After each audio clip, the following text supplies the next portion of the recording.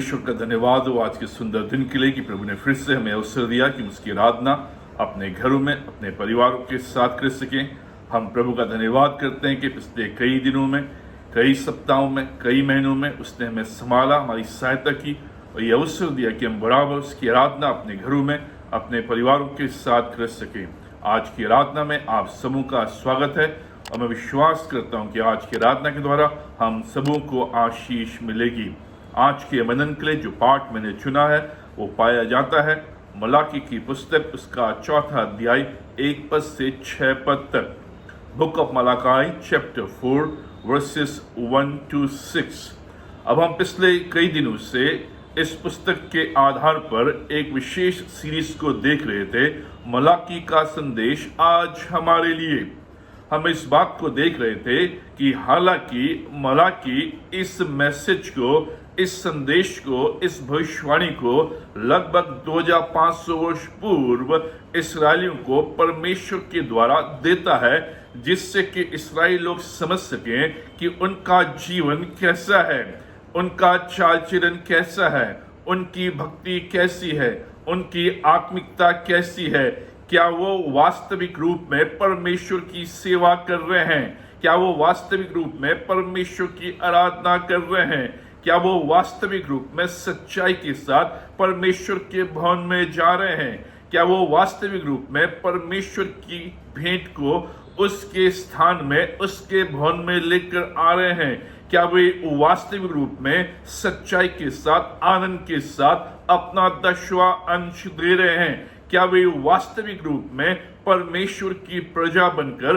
परमेश्वर की संतान बनकर, परमेश्वर की कलीसिया बनकर उस समय लोगों के बीच में रह रहे हैं। ये सारी बातें परमेश्वर मलाकी के द्वारा अपने लोगों के बीच में, इस्राएलियों के बीच में लेकर आता है और वो संदेश आज हमारे लिए भी उतना ही एप्लीकेबल है, उतना ही अच्छा और संपूर्ण रूप से हमारे हृदय को छूने वाला है जो उस समय था, क्योंकि परमेश्वर का वचन अटल है। जैसे स्थिति उस समय इस्राएलियों की थी, वैसे स्थिति आज हमारी है, मसीह समाज की है, मसीह कलीसिया की है, विश्वासियों की है, क्योंकि उनके मन परमेश्वर से दूर हो गए हैं। हालांकि वो आराधना तो कर रहे हैं लेकिन मन दूर है, हालांकि वो भेंट चढ़ा रहे हैं लेकिन उनकी भेंट उनके पूरे मन से नहीं है, हालांकि वो 10वां अंश दे रहे हैं लेकिन उस 10वां अंश में उनके अंदर कुड़कुड़ाहट है।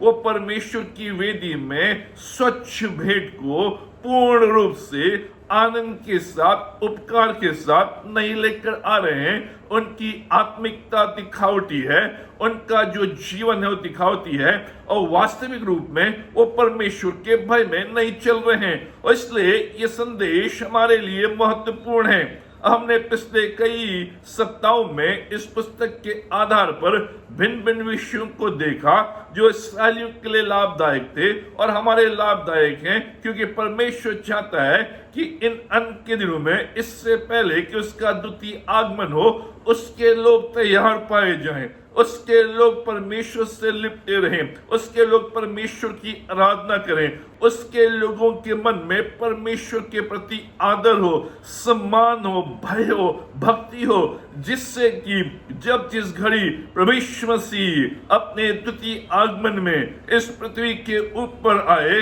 तो उसके लोग तैयार पाए जाएं। अब आज हम इस पुस्तक में से इस संदेश को देखेंगे जो प्रभु यीशु मसीह के द्वितीय आगमन के संबंध है और ये जो पुस्तक है इस संदेश के द्वारा समाप्त होती है और इसलिए आज ये हमारा आखिरी संदेश होगा इस सीरीज में। और मलाकी अपने 4 अध्याय में, अपने अंतिम अध्याय में परमेश्वर की ओर से उस संदेश को देता है जो प्रभु के दिन के आने के विषय में है कि प्रभु का आना शीघ्र है और जब कभी भी प्रभु आए उसके लोग तैयार पाए जाएं। आज का जो शीर्षक है इस खंड के आधार पर अपने आप को तैयार करें, गेट योरसेल्फ रेडी। अब ये खंड जो परमेश्वर के द्वारा मलाकी को दिया जाता है, जिससे कि मलाकी अपने लोगों के बीच में दे और आज हमारे लिए भी लागू हो, वो इस बात पर फोकस है कि परमेश्वर का दिन आने वाला है, उसका दिन निकट है, उसका द्वितीय आगमन निकट है। इसलिए अपने आप को तैयार करें। सारी बातों को देने के बाद अंत में परमेश्वर इन लोगों को चेतावनी देता है कि प्रभु का दिन आने वाला है, उसका दिन आने वाला है।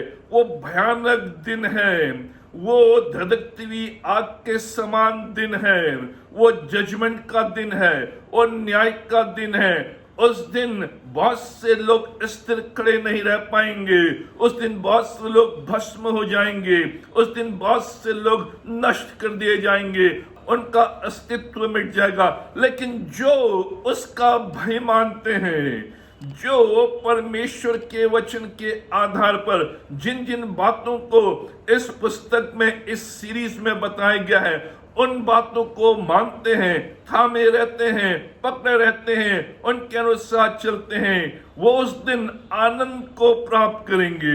वो दिन उनके लिए आनंद का दिन होगा। इसलिए परमेश्वर इससे पहले कि इस वचन को दे, लास्ट संडे हमने देखा था कि कैसे दो समूह हैं। एक समूह जो है वो परमेश्वर के विरोध में है, दूसरा समूह जो है वो परमेश्वर की सेवा में है। जो पहला समूह है वो गॉसिपर्स है, लेकिन जो दूसरा समूह है वो गिवर्स है, वो परमेश्वर की सेवा कर रहे हैं। पहला जो ग्रुप है वो परमेश्वर से शिकायतें कर रहे हैं। उनकी जो बातचीत आपस में होती है विश्वासियों के साथ, जब भी वो मिलते हैं, चाहे वो चर्च में मिलते हो, चाहे वो घर में मिलते हो, चाहे अन्य स्थानों में मिलते हो, जब भी उनकी बातचीत होती है उसमें शिकायतें हैं, उसमें कड़वाहट है, परमेश्वर के लिए बुरी बुरी बातें हैं, परमेश्वर के विरोध में है। वो कंप्लेनर्स है, वो गॉसिपर्स है। लेकिन दूसरा जो समूह है जो परमेश्वर का भय मानते हैं और परमेश्वर उनकी बातों को सुनता है और उस आधार पर कहता है ये गिवर्स हैं, ये देने वाले हैं, ये सेवा करने वाले हैं, ये परमेश्वर का भय मानने वाले हैं, वो लोग उस दिन आनंद को उठाएंगे। एक के लिए वो दिन भयानक दिन होगा जो न्याय को लेकर आएगा, लेकिन दूसरे के लिए जो परमेश्वर का भय मानते हैं वो दिन उनके लिए आनंद का दिन होगा, वो दिन उनके लिए महिमा का दिन होगा, वो दिन उनके लिए प्रसन्नता का दिन होगा। उस दिन वो बदल जाएंगे। इसलिए इस खंड में 4 बार ये आने वाले दिन के विषय में, उस दिन के विषय में वर्णन किया गया है जो प्रभु का दिन है। वो उस दिन प्रभु आएगा, आने वाला दिन है, भयानक दिन है। 4 बार इसको प्रकट किया गया है जिससे कि इस्राएल लोग और हम लोग समझ लें कि प्रभु का आना निश्चित है, उसका आना सर्टेन है। इसलिए इस छोटे से खंड में 4 बार प्रभु का दिन, उस दिन, भयानक दिन, आने वाला दिन, ये प्रकट किया गया है, ये बताया गया है, जिससे कि इस्राएली लोग और साथ ही साथ हम आज इस शताब्दी में समझें कि जो परमेश्वर ने अपने वचन में, अपने आगमन के विषय में, उस दिन के विषय में, प्रभु के दिन के विषय में, the day of the Lord के विषय में कहा है, वो पूर्ण होगा। समय लग सकता है, देरी हो सकती है, लेकिन वो पूर्ण होगा। और इसलिए परमेश्वर का वचन कह रहा है, लोगों से कह रहा है, उस समय के लोगों से, आज हमसे कह रहा है कि प्रभु के दिन के लिए तैयार रहें, उस आने वाले भयानक दिन के लिए तैयार रहें। जो पहला समूह है, जो फर्स्ट ग्रुप है, वो शिकायत कर रहे हैं, वो गॉसिपर्स हैं, परमेश्वर को हल्के रूप में ले रहे हैं, अपने ऊपर ध्यान दे रहे हैं, परमेश्वर का ठट्टा उड़ा रहे हैं, उसकी आराधना का ठट्टा उड़ा रहे हैं, उसकी भेंट को हल्के रूप में ले रहे हैं, 10वां अंश को हल्के रूप में ले रहे हैं, प्रभु की सेवा को हल्के रूप में ले रहे हैं, प्रभु की आराधना को हल्के रूप में ले रहे हैं, प्रभु के नाम को हल्के रूप में ले रहे हैं। प्रभु कह रहा है उन लोगों के लिए वो दिन भयानक दिन होगा। हालांकि तुम मेरे नाम के कहलाते हो, लेकिन तुम्हारा व्यवहार, तुम्हारा चरित्र, तुम्हारे कार्य मुझसे दूर हैं। तुम्हारे होठों से प्रार्थनाएं तो निकलती हैं, लेकिन तुम्हारे मन मुझसे दूर हैं। वह है प्रथम समूह। लेकिन जो दूसरा ग्रुप है, जो ऊपर की ओर दृष्टि करता है, जो परमेश्वर की बातों को समझता है, जो परमेश्वर का भय मानता है, परमेश्वर का आदर करता है, परमेश्वर की वो बड़ाई करता है, प्रशंसा करता है, और परमेश्वर ने अपने सामने जो पुस्तक रखी है उसमें उनके नाम लिख दिए हैं, जिससे कि उस दिन जब वो पुस्तक खोली जाएगी इनके नाम पढ़े जाएंगे, और वो दिन उनके लिए भयानक दिन नहीं होगा, वो दिन उनके लिए न्याय का दिन नहीं होगा, वो दिन उनके लिए भस्म होने का दिन नहीं होगा, वो दिन उनके लिए आनंद का दिन होगा, वो दिन उनके लिए प्रशंसा करने का दिन होगा, वो दिन अपने दुखों से मुक्त होने का दिन होगा। इसलिए परमेश्वर का वचन यहां पर पहले पद में कहता है, ध्यान से सुने, ये जो पहला ग्रुप है, जो दुष्ट लोग हैं, जिनके लिए भयानक दिन रहेगा, जिनके लिए जजमेंट डे रहेगा, वो कौन लोग हैं?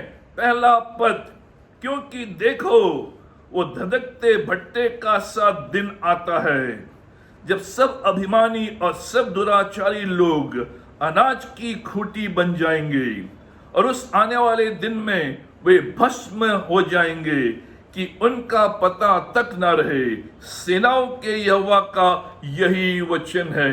अब इस ग्रुप के संबंध में, जिनके लिए प्रभु यीशु मसीह का द्वितीय आगमन, प्रभु का दिन भयानक दिन रहेगा, जजमेंट का दिन रहेगा, न्याय का दिन रहेगा, वो कौन लोग हैं? लिखा है अभिमानी और दुराचारी, जो केवल अपने पर ध्यान देते हैं, परमेश्वर पर ध्यान नहीं देते हैं, जो केवल अपने आप को महत्व देते हैं, परमेश्वर को महत्व नहीं देते हैं, जो केवल अपनी बातों को, अपने कार्यों के ऊपर महत्व देते हैं, परमेश्वर की बातों के ऊपर नहीं, परमेश्वर के कार्य के ऊपर नहीं, अपनी वाहवाही चाहते हैं, अपनी प्रशंसा चाहते हैं, परमेश्वर की प्रशंसा नहीं, परमेश्वर की वाहवाही नहीं, परमेश्वर के भवन को हल्के रूप में लेते हैं, परमेश्वर की आराधना को हल्के रूप में लेते हैं, परमेश्वर की भेंट को हल्के रूप में लेते हैं। ये अभिमानी लोग हैं, जो परमेश्वर को हल्के रूप में लेते हैं और अपने को भारी रूप में लेते हैं। दुराचारी वो लोग जो ईविल करते हैं, जो बुरा करते हैं, जो दुष्टता को करते हैं, यह है ईविल लोग, यह बुरे लोग। ईविल वो चीज है, बुराई वो चीज है जिसको आप जानते हैं कि ये बुरा है, फिर भी आप करते हैं, वो बुराई है, वो दुराचारी लोग हैं। जब मैं जानता हूं इस बात को बोलना गलत है, फिर भी मैं बोलता हूं, तो मैं दुराचारी हूं। मैं जानता हूं कि ये काम करना गलत है, फिर भी मैं करता हूं, तो वो दुराचारी के स्थान में आता है, मैं दुराचारी हूं। जो व्यक्ति जानता है कि ये गलत है फिर भी करता है, वो दुराचारी है। जो व्यक्ति जानता है कि ये बोलना, ये करना, ऐसे कार्यों में फंसना बुरा है और फिर भी करता है, वो दुराचारी है।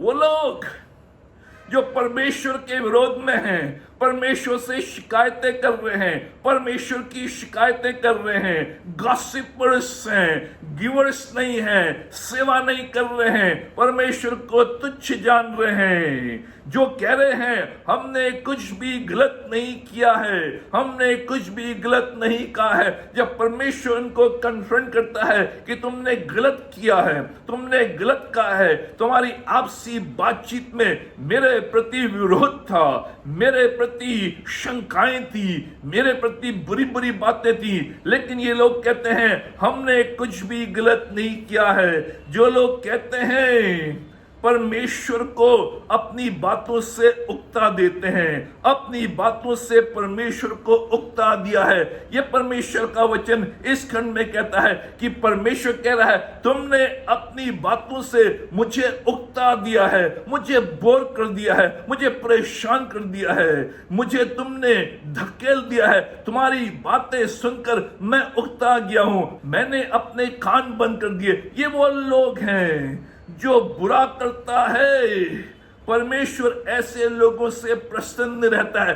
ये लोग कह रहे हैं परमेश्वर ऐसे लोगों से प्रसन्न रहता है जो बुरा करते हैं। परमेश्वर को उस स्थान में लाकर खड़ा कर दिया है कि परमेश्वर बुराई का साथ देता है, बुरे लोगों से प्रसन्न रहता है, बुरे लोगों को सफल करता है। ये लोग वो लोग हैं जो कहते हैं परमेश्वर का न्याय कहाँ है। ये वो लोग हैं जो कहते हैं सेवा करना व्यर्थ है। ये वो लोग हैं जो कहते हैं परमेश्वर सही नहीं है, गॉड इज नॉट फेयर।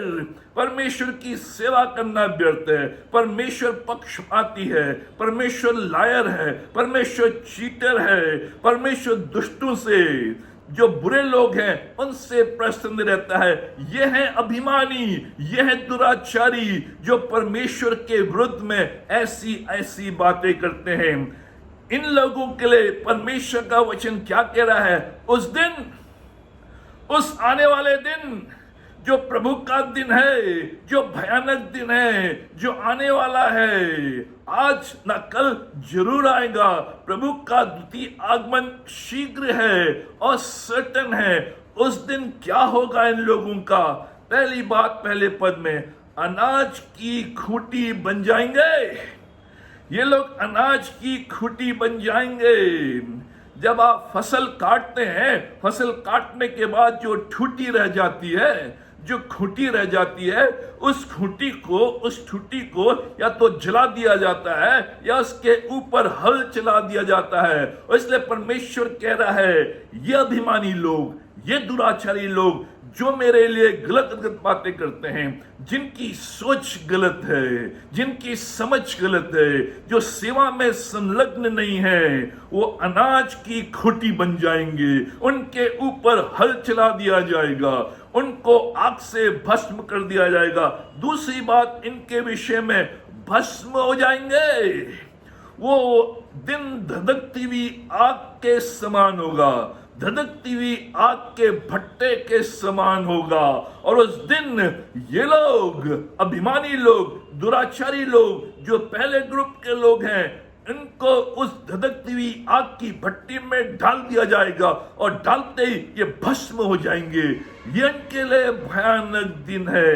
तीसरी बात इनके संबंध में इनके लिए कही गई है, इनका अस्तित्व मिट जाएगा, उनका पता तक ना रहेगा, उनका अस्तित्व मिट जाएगा। आज है लेकिन उस दिन उनका अस्तित्व मिट जाएगा, उनका नामो निशान मिट जाएगा, उनका पता मिट जाएगा, उनका घर खत्म हो जाएगा। सारी चीजें परमेश्वर यहाँ पे बता रहा है उन लोगों के लिए जो पहले ग्रुप में हैं, जो परमेश्वर के विरोध में हैं, अभिमानी हैं, दुराचारी हैं। वो अनाज की खूंट बन जाएंगे, उनको आग की भट्टी में डाल दिया जाएगा और उनका अस्तित्व मिट जाएगा।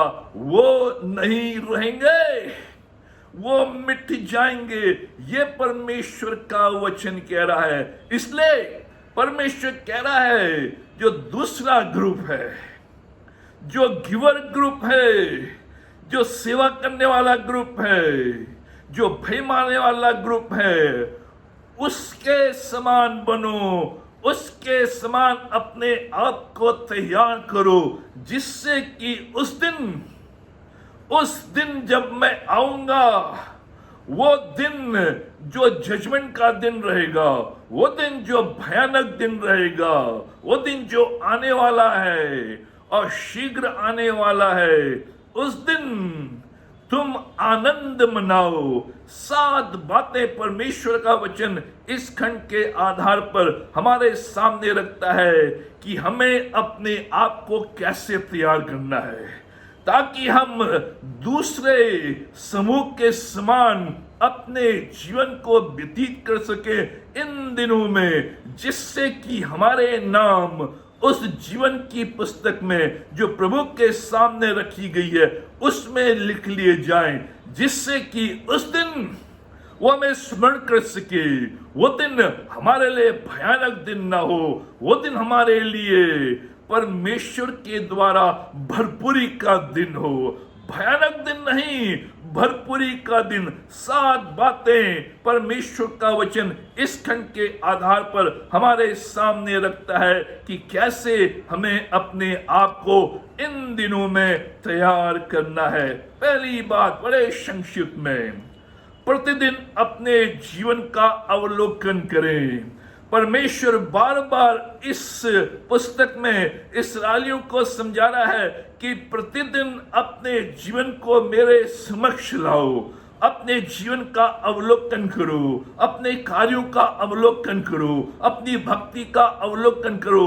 इवैल्यूएट कि तुम सही रास्ते पर चल रहे हो या नहीं चल रहे हो, तुम सही कार्य कर रहे हो नहीं कर रहे हो, तुम्हारी भक्ति केवल दिखावटी है या मन के द्वारा परमेश्वर को प्रसन्न करने वाली है। अवलोकन करो, ध्यान करो, मनन करो, चिंतन करो, अपने आप को जांचो, अपने आप को परखो। प्रिय मित्रों, प्रतिदिन हमें अपने जीवन का अवलोकन करना है, इसलिए प्रतिदिन डिवोशन जरूरी है, इसलिए प्रतिदिन प्रार्थना जरूरी है, इसलिए प्रतिदिन बाइबल अध्ययन जरूरी है, इसलिए प्रतिदिन परमेश्वर के सामने खड़ा होना जरूरी है, जिससे कि परमेश्वर के वचन के प्रकाश में हम अपने आप को जांच सकें। इसलिए हमें प्रति रविवार को परमेश्वर के भवन में आना है, उसकी भक्ति में बैठना है, उसकी संगति में बैठना है, उसके वचन को सुनना है, विश्वासियों के साथ संगति करनी है, जिससे कि मैं अपने जीवन का अवलोकन करूं। अगर मेरे जीवन में बुराई आ गई है, परमेश्वर के खिलाफ मेरे अंदर शिकायतें आ गई हैं, परमेश्वर की सेवा के लिए मेरे जीवन में कम अवलोकन आ गया है, उसके प्रति मेरा कम ध्यान आ गया है, भेंट के प्रति कम ध्यान आ गया है, मैं अवलोकन करूं, अपने आप को सुधारूं। प्रतिदिन अपने जीवन का अवलोकन करें। दूसरी बात, परमेश्वर को हल्के रूप में न लें। कई बार हम जीवन के सफर में इतनी तेजी से चलने लगते हैं, जब सारी ओर से हमारी आवश्यकताएं पूरी होने लगती हैं, हमारा घर बन जाता है, हमारा विवाह हो जाता है, हमें गाड़ी मिल जाती है, अच्छी नौकरी मिल जाती है, अच्छे रूप में खा रहे हैं, अच्छे रूप में रह रहे हैं, तो हम अपना ध्यान परमेश्वर से हटाकर अपने ऊपर, अपनी वस्तुओं के ऊपर, अपने कार्य के ऊपर रखते हैं और परमेश्वर को हल्के रूप में लेते हैं और सोचते हैं जो कुछ भी किया मैंने किया, परमेश्वर का इसमें क्या हाथ है, परमेश्वर का इसमें क्या योगदान है। हम परमेश्वर को, परमेश्वर की सेवा को, परमेश्वर के भवन को, परमेश्वर के वचन को, परमेश्वर की संगति को, विश्वासियों की संगति को हल्के रूप में लेते हैं और इसी से हमारे जीवन में आत्मिक गिरावट, शारीरिक गिरावट, मानसिक गिरावट, और फिर हम अपने आप को तैयार नहीं उस भरपूरी के दिन के लिए, अपने आप को हम उस भयानक दिन की ओर ले जाते हैं। इसलिए परमेश्वर को, परमेश्वर की आराधना को, परमेश्वर के नाम को, परमेश्वर के भवन को, परमेश्वर की भेंट को हल्के रूप में न लें। तीसरी बात, जिसके द्वारा हम अपने आप को इन दिनों तैयार करें, परमेश्वर को अपनी उत्तम भेंट चढ़ाएं। जो कुछ भी परमेश्वर ने आपको दिया है वो आपका नहीं है, परमेश्वर के द्वारा दिया गया है। इसलिए जब परमेश्वर मेरे जीवन में प्रथम स्थान रखता है, परमेश्वर मेरे लिए सर्वोपरि है, परमेश्वर की आराधना मेरे लिए सर्वोपरि है, तो मैं हमेशा अपनी उत्तम भेंट उसको चढ़ाऊंगा, हमेशा उत्तम बलिदान उसको चढ़ाऊंगा, हमेशा उत्तम कार्य उसके लिए करूंगा, हमेशा उत्तम बातें उसके लिए करूंगा। जो भी भेंट मैं परमेश्वर को चढ़ा रहा हूं, चाहे मैं डेली चढ़ा रहा हूं या संडे के दिन चढ़ा रहा हूं या मैं महीने के दिन चढ़ा रहा हूं, जब भी मैं परमेश्वर की वेदी में उसकी भेंट लेकर आता हूं, मेरी भेंट उत्तम हो, मेरी भेंट सर्वोपरि हो, मेरी भेंट परमेश्वर को ग्रहण योग्य हो। चौथी बात, परमेश्वर के भवन में अपना 10वां अंश नियमित रूप से चढ़ाएं। परमेश्वर बार बार इस पुस्तक में इस्राएलियों को बता रहा है कि जो 1/10 है, जो तुम्हारी आमदनी का 10वां भाग है, जो तुम्हारी आमदनी का 1/10 है, वो मेरा है। हर महीने जब भी तुम्हें तनख्वाह मिलती है, जब भी तुम अपना हिसाब करते हो, उसमें से सबसे पहले मेरा 10वां भाग, मेरा 1/10 नियमित रूप से हर महीने, हर सप्ताह मैं परमेश्वर की वेदी में, परमेश्वर के भवन में लेकर जाऊं। यह परमेश्वर कह रहा है। अंत के दिनों में बहुत से लोग देना कम कर देंगे क्योंकि उनके अंदर स्वार्थ और लालच आ जाएगा और वो कहेंगे मुझे और चाहिए और चाहिए, इसलिए हम लेने की कोशिश करेंगे, देने की कोशिश नहीं। परमेश्वर कह रहा है अपने आप को उस भरपूरी के दिन के लिए तैयार करने का अर्थ है कि नियमित रूप से परमेश्वर का जो 10वां अंश है उसके भवन में लाकर वहां चढ़ाएं, जिससे कि तुम आशीष को प्राप्त करो। 5वीं बात जो हमें अपने जीवन में करनी है, परमेश्वर की आराधना नियमित रूप से उसके भवन में जाकर करें। परमेश्वर की आराधना उसके भवन में हर रविवार को, बुधवार को, जब भी हम चर्च खोलते हैं, उसके भवन को खोलते हैं, हमें परमेश्वर के भवन में जाकर उसकी आराधना करनी है, घर में बैठकर नहीं। लॉकडाउन का पीरियड भिन्न है, लेकिन जब भी प्रभु हमें समय देता है और ये हमारी अगुवाई करता है कि हम परमेश्वर के भवन को पुनः खोलें, जिससे कि उसकी आराधना हर सप्ताह रविवार को उसके भवन में हो सके। हम नियमित रूप से हर रविवार को उसकी आराधना करने के लिए उसके भवन में जाएं, अन्य कार्यों को त्याग दें, अन्य कार्यों को उस दिन दूर रखें, अन्य अपॉइंटमेंट्स को उस दिन दूर रखें, लेकिन उस दिन आपका सबसे महत्वपूर्ण अपॉइंटमेंट परमेश्वर के साथ है। उस अपॉइंटमेंट को आप जाने न दें, उसमें आए। और यही है परमेश्वर कह रहा अंत के दिनों में कि हम परमेश्वर के भवन के लिए लालायित रहें, एक साथ मिलकर आराधना करें, जिससे कि हम विश्वास में एक दूसरे को मजबूत कर सके। 6ठी बात जो परमेश्वर हमें इस वचन से सिखाता है, अपने संबंधों में विश्वासघात ना करें। इन अंत के दिनों में हमारे संबंधों में खराबी आएगी, पति पत्नी के बीच में कलह, माँ बाप के बीच में कलह, बच्चों और माँ बाप के बीच में, पड़ोसियों के साथ, मित्रों के साथ, कलीसिया में विश्वासियों के साथ विश्वासघात संबंधों में। और आज बहुत आसान हो गया है कि हम विवाह करने के बाद एक दूसरे को छोड़ देते हैं। ये बहुत आसान हो गया है कि हम संबंधों को बहुत आसानी से लेते हैं और संबंधों में विश्वासघात करते हैं। परमेश्वर कह रहा है ये मेरे करने योग्य नहीं है। इन अंत के दिनों में अपने संबंधों में विश्वासघात न करें, अपने संबंधों को विश्वास योग्यता से बनाए रखें। पति पत्नी के बीच में, माँ बाप और बच्चों के बीच में, आपस में, परिवार में, कलीसिया के जो लोग हैं, विश्वासी हैं, उनका आपसी संबंध, उन संबंधों में मजबूती, जिससे हम सब एक साथ उस भरपूरी के दिन में प्रवेश कर सकें, उस भयानक दिन से हम दूर हो सकें।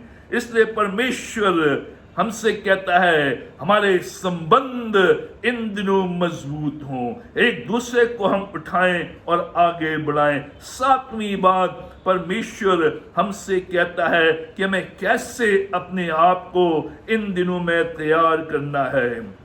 परमेश्वर के वचन को स्मरण रखें।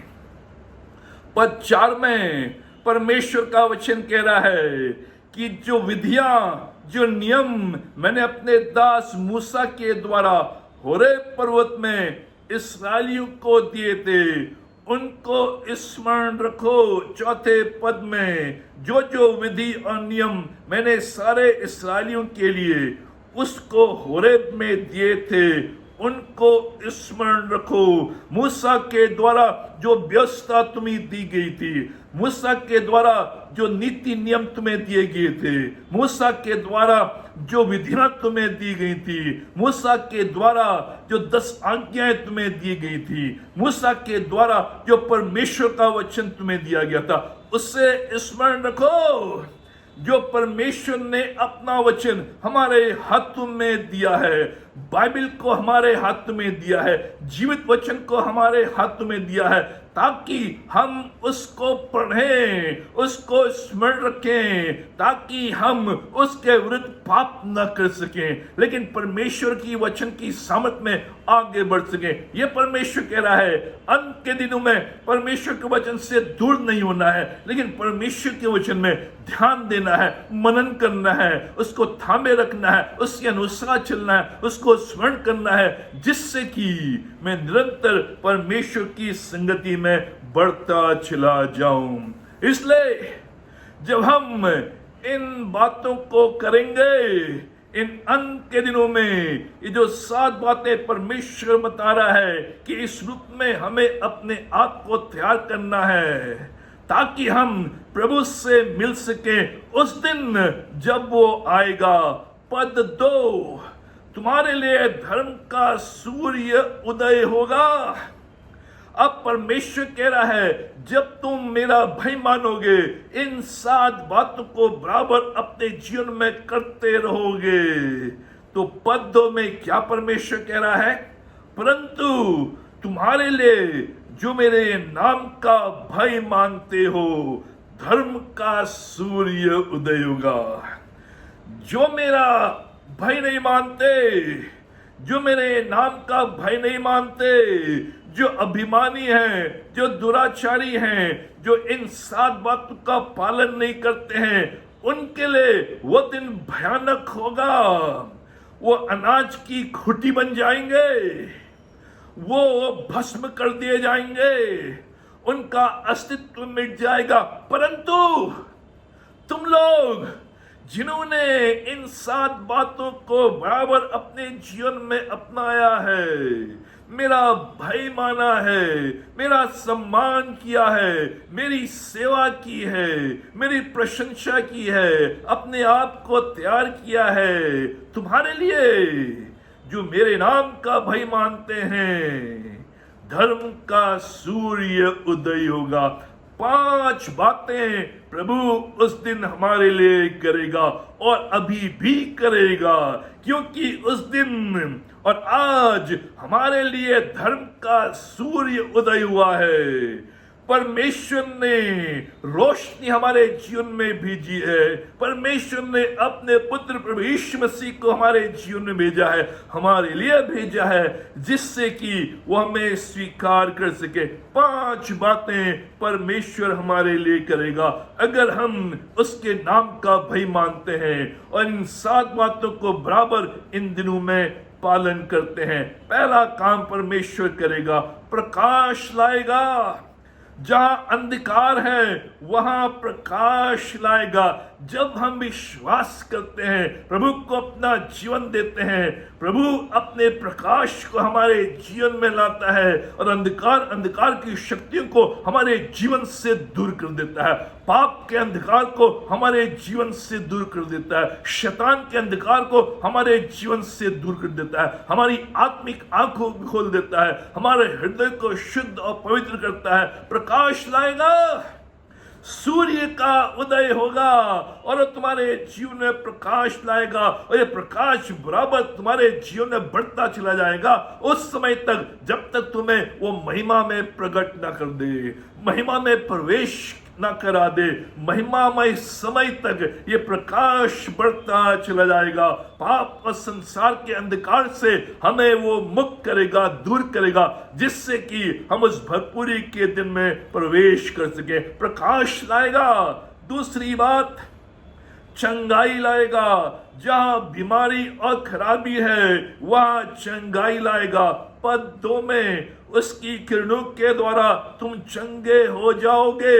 रेडिएशन के द्वारा, जो सूर्य की किरणें हैं उसके द्वारा तुम चंगे हो जाओगे। जो तुम्हारी बीमारी है, जो तुम्हारी बीमारी का कारण है, जो तुम्हारा रोग है, जो तुम्हारी डिजीज है, जो तुम्हारे जीवन में खराबी कमजोरी आ गई है, परमेश्वर अपने रेडिएशन के द्वारा, परमेश्वर अपने सूर्य की किरणों के द्वारा उस कैंसर को, उस पीड़ा को, उस दर्द को, उस बीमारी को यीशु के नाम में दूर करेगा, चंगाई लेकर आएगा। जहां भी बीमारी है, जहां भी खराबी है, उसका रेडिएशन बराबर तुम्हारे शरीर में, शरीर के हर अंग में, गुद्दे गुद्दे में, हड्डी हड्डी में, नस नस में, रक्त में वो कार्य करेगा, जिससे कि तुम चंगे हो जाओ। परमेश्वर जहां भी ब्रोकननेस है वहां वो चंगाई लाएगा, आत्मिक चंगाई लाएगा, शारीरिक चंगाई लाएगा, मानसिक चंगाई लाएगा, संबंधों में चंगाई लाएगा, हमारे घावों को, पीड़ाओं को वो दूर कर देगा, हमारी हड्डियों को जो टूट गई हैं उनको मजबूत करेगा। चंगाई परमेश्वर न केवल हमारे जीवन में प्रकाश लेकर आता है जिससे हम अंधकार से दूर हों, लेकिन परमेश्वर अपनी किरणों के द्वारा, अपने रेडिएशन के द्वारा बराबर हमारे शरीर को और शरीर के हर भाग को चंगा करता है। तीसरी बात, आशा लाएगा। जहां निराशा है, जहां अनिश्चितता है, वहां परमेश्वर आशा को लेकर आएगा। पद 3, तब तुम दुष्ट को लताड़ डालोगे। जबरदस्त। परमेश्वर कह रहा उस दिन परमेश्वर की सामर्थ में जब धर्म का सूर्य उदय होगा और तुम्हारे जीवन में प्रकाश लाएगा, तुम्हें चंगाई देगा, तुम्हें मजबूत और बलवान करेगा, तुम उस दिन दुष्ट को लताड़ डालोगे। जो दुष्ट तुम्हें परेशान करता था, जो दुराचारी तुम्हें परेशान करता था, जो अभिमानी तुम्हें परेशान करता था, उस दिन तुम उसे लताड़ डालोगे, उसे तुम गिरा दोगे, उसको तुम भगा दोगे, उसको लताड़ मारोगे और वो तुम्हारी दृष्टि से दूर हो जाएगा। जो निराशा थी वो आशा में बदल जाएगी। जो अनिश्चितता थी, भविष्य की अनिश्चितता थी कि क्या होगा, कैसे होगा, कब होगा, वो आशा में बदल जाएगा। और परमेश्वर कह रहा है उस दिन तुम बिल्कुल साफ साफ देखोगे। अभी तो धुंधला सा दिखाई देता है, लेकिन उस दिन जब हम आमने सामने खड़े होंगे हम उसको वैसा ही देखेंगे जैसा वो है और हम भी उसके समान हो जाएंगे। आशा हमारे सामने धन्य आशा है उन लोगों के लिए जो परमेश्वर का भय मानते हैं, परमेश्वर की आराधना करते हैं और परमेश्वर की आराधना को, परमेश्वर के नाम को, परमेश्वर की सेवा को हल्के रूप में नहीं लेकिन भारी रूप में लेते हैं। चौथी बात जो परमेश्वर करेगा, आनंद लाएगा। जहां उदासी और नीरसता है वहां आनंद को लेकर आएगा। पद 2, तुम निकलकर पाले हुए बछड़ों के समान कूदोगे और फांदोगे। जबरदस्त परमेश्वर इस आनंद को उस नए नए बछड़े से तुलना करता है जो अभी अभी बंधा हुआ था अपने घर में, अपने माँ बाप के साथ, अपने उस चारागाह में था, उसको खोल दिया है, उसको छोड़ दिया है, और वो जो नया नया बछड़ा है वो कूद रहा है, फांद रहा है, वो आनंद मना रहा है, इधर भाग रहा है, उधर भाग रहा है, उसे कोई चिंता नहीं है, बंधावा नहीं है, खोल दिया गया है और मौज मस्ती कर रहा है। परमेश्वर कह रहा है उस दिन तुम इस नए बछड़े के समान सामर्थ को पाओगे, शक्ति को पाओगे, और तुम कूदोगे, फांदोगे, आनंद मनाओगे, जय जयकार करोगे, प्रशंसा करोगे। तुम्हारे जीवन से सारी उदासी दूर हो जाएगी, तुम्हारे जीवन से सारी निरसता दूर हो जाएगी। अभी तुम्हारे चेहरे में उदासीपन है, अभी तुम्हारे चेहरे में मुस्कान नहीं है, अभी तुम्हारी हंसी चली गई है, लेकिन प्रभु का दिन इस उदासी को, इस निरसता को आनंद में बदल देगा। इसलिए लूका 2 अध्याय उसके 10वें पद में कहा है, मैं तुम्हें बड़े आनंद का सुसमाचार सुनाता हूं। ये गड़रिए जो डरे हुए थे, भयभीत थे, उन्हें मालूम नहीं क्या होने वाला है, उसी समय एक स्वर्गदूत प्रकट होता है और उनसे कहता है, डरो मत, मैं तुम्हें बड़े आनंद का सुसमाचार सुनाता हूं। पहली बार हमारी जो देह होगी बिना पाप और दर्द के, विदाउट सिन एंड पेन, ये वो दिन रहेगा, आनंद का दिन, क्योंकि पहली बार हम अपने शरीर को, अपनी देह को पूर्ण परिवर्तित पाएंगे, और उस देह में ना पाप होगा, ना परेशानी होगी, न दर्द होगा, न पीड़ा होगी, न बीमारी होगी। इसलिए हम उछलेंगे, कूदेंगे, आनंद मनाएंगे। पहली बार हमारी देह बिना पाप और दर्द की होगी, इसलिए वो दिन आनंद का दिन होगा। पांचवी और अंतिम बात जो परमेश्वर हमारे लिए करेगा, सुधार लाएगा। जहां गलत और बिगाड़ है वहां सुधार लाएगा। Bring right where there is wrong. परमेश्वर कह रहा है जहां जहां गलत हुआ है, जहां जहां बिगाड़ हुआ है, वहां सुधार लेकर आएगा। तुम कहते थे कि दुष्ट क्यों सफल हो रहा है, तुम कहते थे अधर्मी क्यों आगे बढ़ रहा है, तुम कहते थे कि हम परमेश्वर के जन हैं, लेकिन दुष्ट हमें सता रहा है, दुष्ट का कुछ नहीं बिगड़ रहा है, दुराचारी का कुछ नहीं हो रहा है, उनके कार्य सफल हो रहे हैं, वो आगे बढ़ रहे हैं, लेकिन हम गिराए जा रहे हैं, हमारी कोई नहीं सुन रहा है। परमेश्वर कह रहा है उस दिन जहां जहां गलत हुआ है, बिगाड़ हुआ है, वहां सुधार आएगा। पद 3 में परमेश्वर का वचन कहता है, मेरे उस ठहराए हुए दिन में वे तुम्हारे पांवों के नीचे की राख बन जाएंगे। सेवाओं के यहोवा का यही वचन है। जबरदस्त!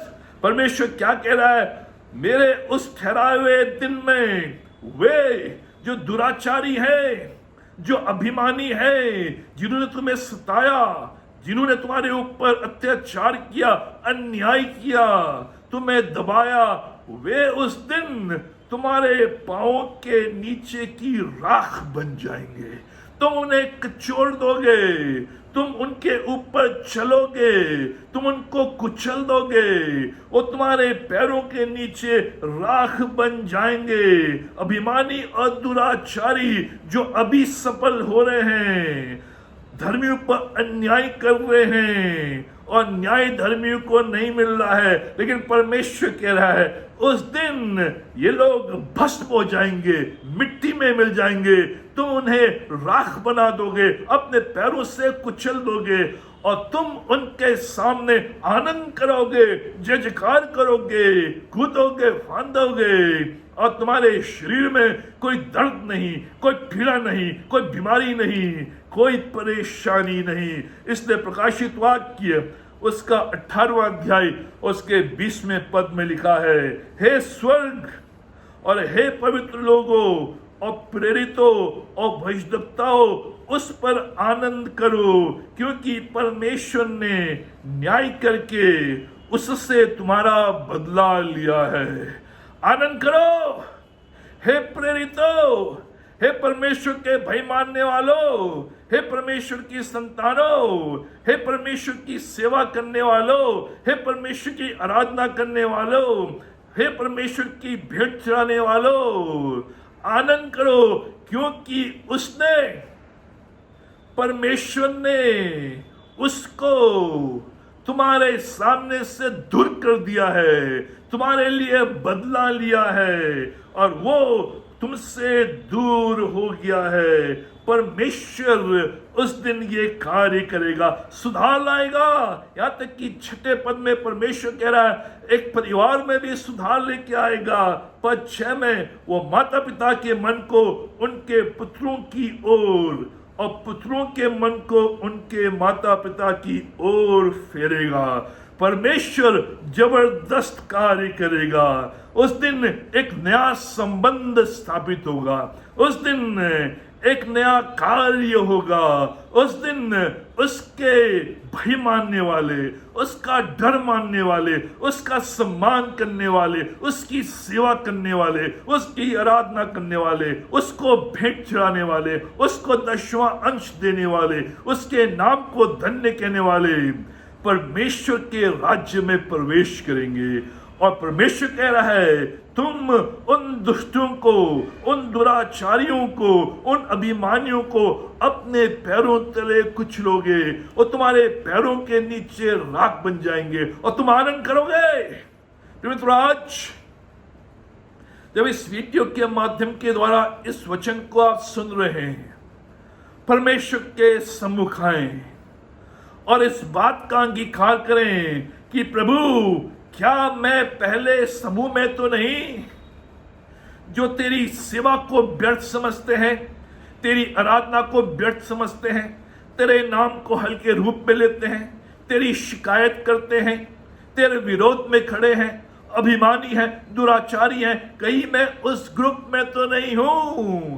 प्रभु जी, मेरी सहायता कर जिससे कि मैं दूसरे ग्रुप में आ सकूं, ताकि मैं उस आने वाले दिन में अपने आप को तैयार कर सकूं। और ये दिन जो तूने मुझे इस पृथ्वी के ऊपर दिए हैं, मुझे तैयारी दे, जिससे कि मैं अपने आप को दिन प्रतिदिन तैयार करूं और उस दिन के लिए मैं तैयार पाया जाऊं जब तू इस पृथ्वी के ऊपर आए। मित्रों, आज प्रभु के सामने अपने जीवन को दे। प्रभु ये प्रतिज्ञा कर रहा है कि मैं तुम्हारे जीवन में प्रकाश लेके आऊंगा, मैं तुम्हारे जीवन में चंगाई को लेकर आऊंगा, मैं तुम्हारे जीवन में सुधार को लेकर आऊंगा, मैं तुम्हारे जीवन में आनंद को लेकर आऊंगा, मैं तुम्हारे जीवन में भरपूरी को लेकर आऊंगा। तो मैं तैयार करूंगा और उस दिन में मैं तुम्हें अपने निवास स्थान में प्रवेश कराऊंगा। मित्रों, आज ये दिन है कि हम प्रभु के पास आए, अपने जीवन को उसके चरणों में रखें और प्रभु से कहें, प्रभु आज मैं अपने जीवन को तेरे हाथ में सौंपता हूं और इन अंत के दिनों में मैं इन 7 बातों का पालन करते हुए अपने आप को तैयार करूं, जिससे कि जब तू इस पृथ्वी पर प्रकट हो मुझे तैयार पाए। प्रभु आप सबों को आशीष दे। आइए हम प्रार्थना करें। हमारे महान जीवेश्वर शक्तिमान परमेश्वर पिता, हम धन्यवाद देते हैं आज के इस मधुर दिन के लिए, धन्यवाद देते हैं तमाम आशीषों के लिए, ये रक्षा, मदद, भलाई, करुणा, दया के लिए हम धन्यवाद देते हैं पिता परमेश्वर कि हमारा प्रभु हमारे साथ है, हमारा प्रभु शीघ्र आने वाला है और वो चाहता है कि जो उसके लोग हैं उसका भय माने, उसका आदर करें, उसकी सेवा करें, उसके नाम को धन्य कहें, उसकी आराधना करें, उसको उत्तम भेंट चढ़ाएं, जिससे कि हम अपने आप को उस दिन के लिए तैयार कर सकें। पिता परमेश्वर तुम्हारी सहायता कर, जिससे कि हम तेरी ओर बढ़ सकें, अपने आप को तैयार कर सके और इनके दिनों में हमारा ध्यान परमेश्वर के ऊपर रहे, हमारा ध्यान परमेश्वर के वचन के ऊपर रहे, हमारा ध्यान विश्वासियों की संगति में रहे, हमारा ध्यान परमेश्वर के भवन में रहे, जिससे कि हम उसके अच्छे आराधक बनकर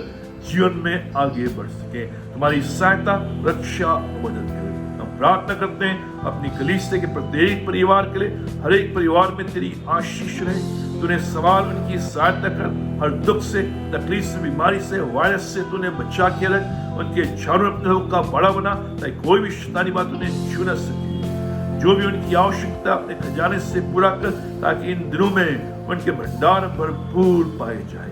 पिता परमेश्वर, हम प्रार्थना करते हैं जो भी आज इस वीडियो को देख रहा है, इस वचन को सुन रहा है, उनके जीवन में तेरा कार्य। हमारी प्रार्थना है कोई रोग का कारण है, बीमारी का कारण है, यीशु के नाम में उस रोग को, बीमारी को दूर कर दे। कोई भी उनकी समस्या, उसका समाधान कर। जो भी पिता परमेश्वर की आवश्यकता है अपने खजाने से पूरा कर, जिससे कि वो जान सके कि प्रभु का चंगाई का हाथ, प्रकाश का हाथ उनके ऊपर भी है। पिता परमेश्वर, तुम्हारी सहायता कर। आज पूरे दिन तुम्हें संभाल, हमारी सहायता कर। ये सब कुछ अपने उद्धारकर्ता प्रभु यीशु मसीह के नाम पर मांगते हैं, आमीन।